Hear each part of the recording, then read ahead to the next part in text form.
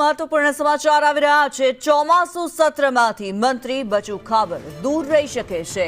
પંચાયત વિભાગના પ્રશ્નોના જવાબ કૃષિ મંત્રી દ્વારા આપવામાં આવશે। ખાબડના મંત્રાલયના જવાબ રાઘવજી પટેલ આપશે। મનરેગા કૌભાંડમાં પુત્રોની સંડોવણી બાદ મંત્રીને દૂર રાખવામાં આવશે।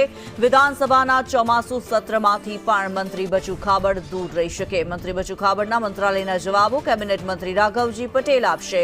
બચુ ખાબડના પંચાયત વિભાગના પ્રશ્નોના જવાબો રાઘવજી પટેલ દ્વારા આપવામાં આવશે।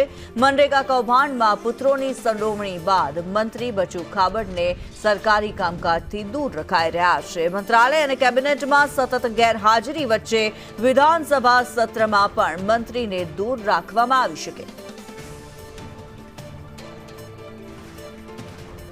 ત્યારે ચોમાસુ સત્રમાંથી મંત્રી બચુ ખાબડ દૂર રહી શકે છે। પંચાયત વિભાગના પ્રશ્નોના જવાબ કૃષિ મંત્રી દ્વારા આપવામાં આવશે। જે પ્રમાણે મનરેગા કૌભાંડમાં તેમના પુત્રોની સંડોવણી સામે આવી ત્યારબાદથી સરકારી કામકાજમાંથી તેમને દૂર રાખવામાં આવી રહ્યા છે। હિરેન રાવલ અમારી સાથે જોડાયેલા છે। હિરેન, મંત્રી બચુ ખાબડને જે ચોમાસુ સત્ર છે તેમાંથી દૂર રાખવામાં આવી શકે છે, શું માહિતી?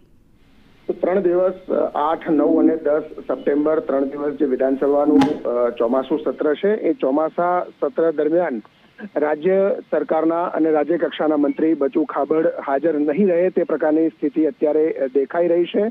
કારણ કે એમના વિભાગના જે પ્રશ્નો છે એ પંચાયત વિભાગના પ્રશ્નો સામાન્ય રીતે મુખ્યમંત્રીના બદલે બચુ ખાબડ અત્યાર સુધી આવે છે, પરંતુ આ વખતે બચુ ખાબડના બદલે રાઘવજી પટેલને આ કામ સોંપવામાં આવ્યું છે। એટલે કે બચુ ખાબડ પાસે જે વિભાગો રહેલા છે એમના જવાબો રાઘવજી પટેલ આપશે।